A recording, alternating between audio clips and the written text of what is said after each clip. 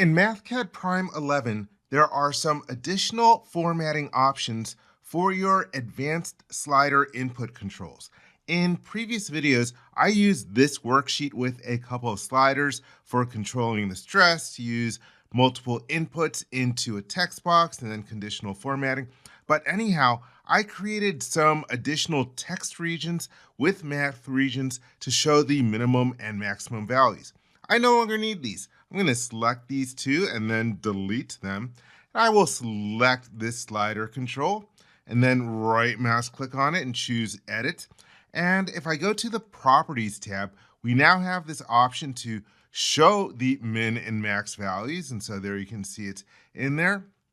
So I will click on the OK button.